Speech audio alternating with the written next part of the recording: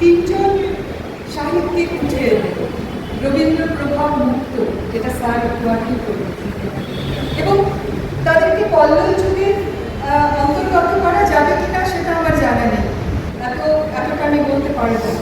কিন্তু তারা নিজেদের একটা সাহিত্যের ক্ষেত্র তৈরি করলেন। তারাশঙ্কর, মানিক বন্দ্যোপাধ্যায়, বিভূতিভূষণ, তিন বন্দ্যোপাধ্যায় মিলে এটা করলেন। বড় দুঃখ পাইয়া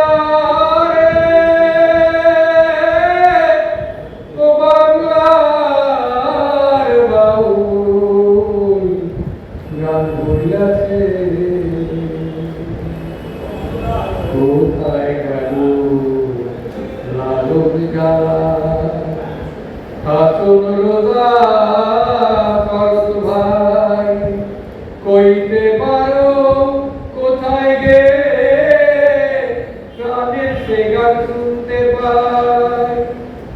ছৌ নাচে না পুরুলিয়ার যাতা,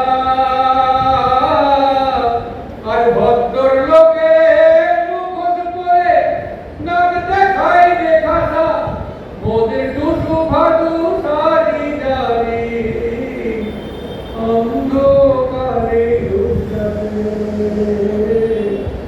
বাংলার। মনে রাখতে হবে রবীন্দ্রনাথের পরে সব থেকে আধুনিক কবির নাম রবীন্দ্রনাথের কথা আমি কেন বলছি, এই না বলা কথা, না বলা পাঁচালী, সেগুলোকে তিনি উপলব্ধি করে জীবনের সহজ সরল আখ্যা, গ্রাম্য আখ্যা, সেটা তিনি লিখলেন। এবং বিভূতিভূষণ আরেকটা জিনিস আমাদেরকে দেখাবে যে একজন নতুন লেখককে কিন্তু যথেষ্ট স্ট্রাগল করতে হবে। ভাবা যায় যে রবীন্দ্রনাথের পরবর্তীকালে হিম বন্দ্যোপাধ্যায় যে বিখ্যাত উপন্যাসকারদের মধ্যে একজন বিভূতিভূষণ, তার প্রথম লেখাটা খুব অবহেলায় ছিল। সেই পথের পাঁচালী উপন্যাসের প্রকাশের বৃত্তান্ত নিয়ে উপেন্দ্রনাথ গঙ্গোপাধ্যায়ের কাছে প্রথমে গিয়েছিল বইটা ছাপানোর জন্য। তার আগে একদম বলছে না, বই ছাপানো যাবে না, কিছুই নেই, সে অর্থে কোনো নিটোল গল্প নেই, খাপ ছাড়া কিছু পাঁচালী মার্কা কথা, এটা ছাপানো যাবে।